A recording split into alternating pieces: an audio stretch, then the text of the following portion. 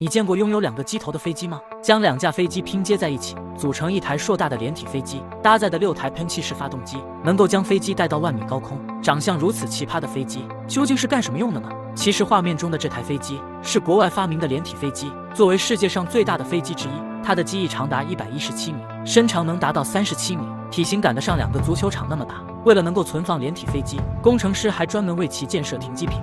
如此庞大的身躯，导致连体飞机有着比较高的重量。为了使其成功飞上天空，工程师为其搭载了6台喷气引擎。